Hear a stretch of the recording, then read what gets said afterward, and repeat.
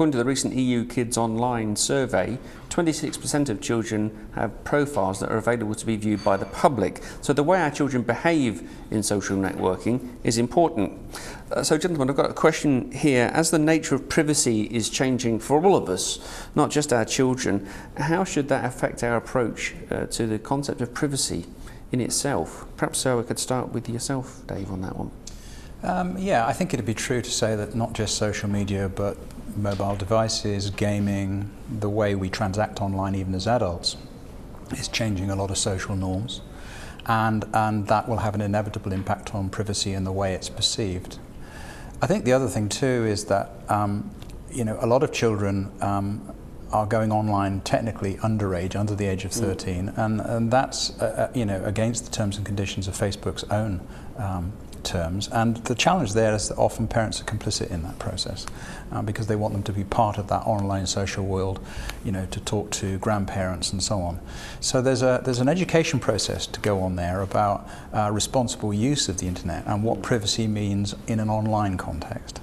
And so those are very big challenges that need to be worked through. Facebook recently have updated their privacy settings quite substantially during the summer to reflect some of that feedback. And I think that's an ongoing process. But there's no doubt that the notion of privacy is changing, and that youngsters have a very different perception of their online friends to their offline friends.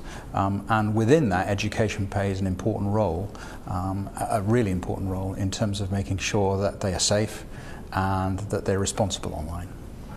I think actually that the privacy issue and the way children view privacy is changing the way that adults actually view privacy as well, and friends in particular.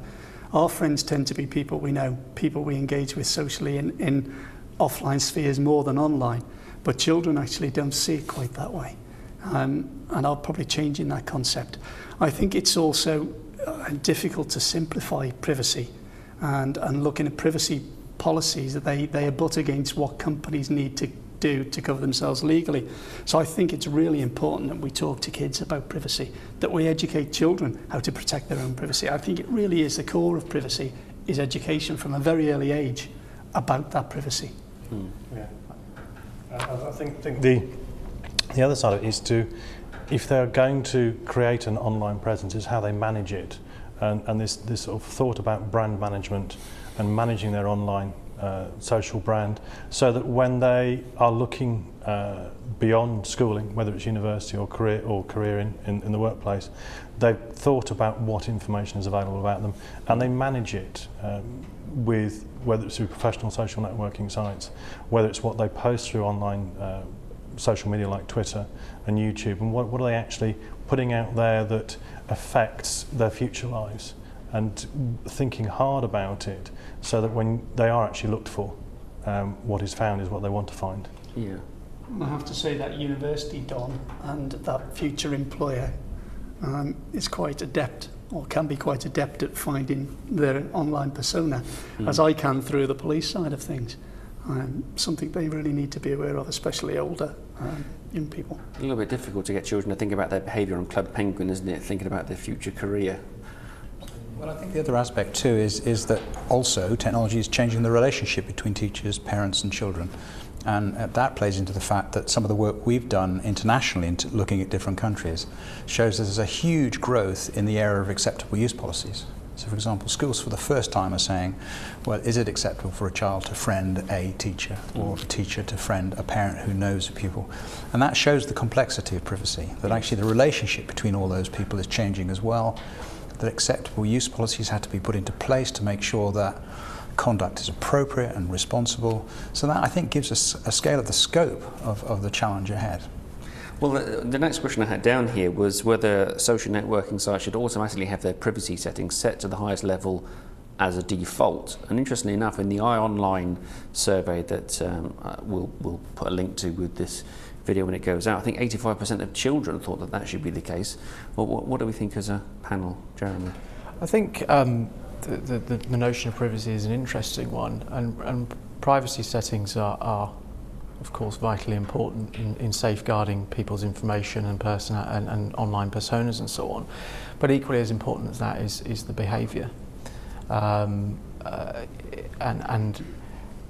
making sure that young people understand the implications of their online behaviour.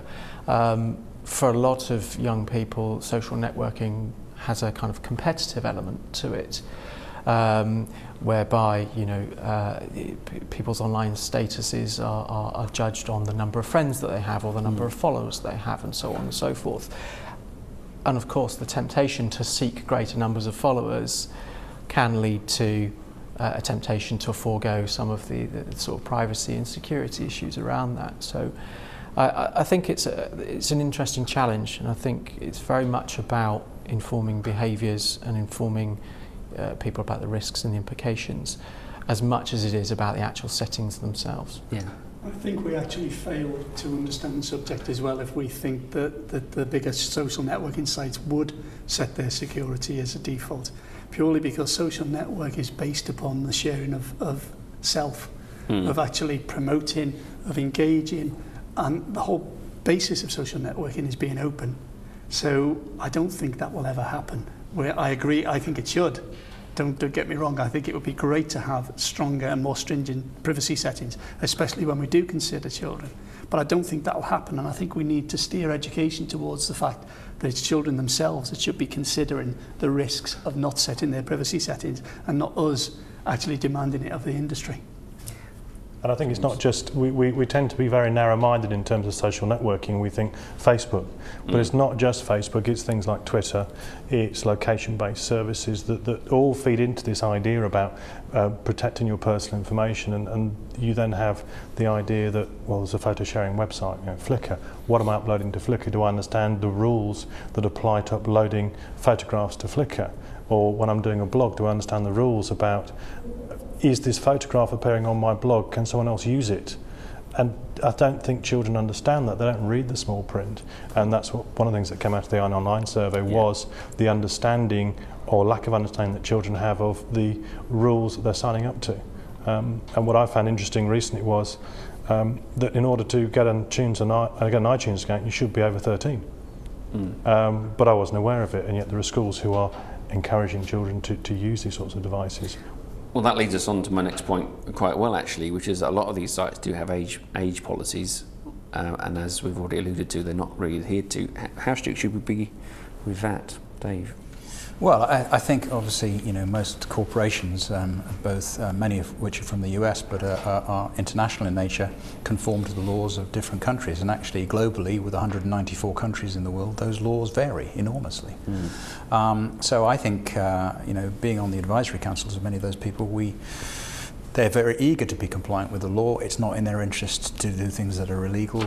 So I think they try and do their best. I think one of the things I would say is that there's no doubt over the last few years, if you look at the challenges ahead in terms of online safety, 5 years ago, really, we were talking about a fixed PC in a room. And so your first piece of guidance would have been to have a PC that was in view of the parent. Now that made things rather simple. And if the kids were searching for homework, that was fine, and it wasn't a communications device. Now it's on a games console, it's on a mobile phone, it's gone pervasive. And so one of the challenges is that it's broken the reins of just a fixed environment, and that makes it really challenging. And so therefore, the importance of dialogue between parents and children is there has to be a degree of supervision, because it's no longer just in the home. And that's a real problem going forward. And I think there's a lot of people that really advocate the fact that certainly at school age there has to be some kind of conversation between parents and children about the technology they use. And there's a lot of research to indicate that if you have that conversation, rather like the sex education conversation at some point between 9 and 12 or whatever age you pick and whatever maturity your child is, that's quite a seminal moment, because at that point you can say, not only, what are the challenges, but how are you using it? How are you enjoying it? And really sharing in the real positive nature of the internet. One of the amazing things is that social media is so creative, and what kids do to work out their online identity and the creativity there is huge. And so that's something to celebrate. And even if the parent starts with that, hey, what do you do online? Do you enjoy it? That's a great place to start. And then you can ask those secondary questions almost about risk and about challenges, and then relate it to their relative maturity at that age. And I think that conversation is something that should be talked more about, and I think that's something I'm sure schools would support, educationalists generally, that conversation at the right age, at the right developmental stage of that child. And I think that's really important and something we don't talk enough about. Nice point. I totally concur. The mobile network has now changed the way that the children engage in the online environments, and parents have a massive part to play in that. Totally agree. So we need to help the children also to appreciate what privacy means in terms of policies when they click on little tick boxes, don't we? Because I know what I'm like when I do terms and conditions when I'm ordering something online, and that is, perhaps I shouldn't say this, but I'm going to. I tick the little box and I move on because it's pages long. Now, our privacy policies and our young ones, we actually do need them to read it. How can we do it? There's an urban myth, and I don't know whether it's true or not, that prior to the recent changes, Facebook's terms and conditions were longer than the US Constitution. So how are we going to simplify that for children? I don't think we can. But we can make them understand what they're putting online.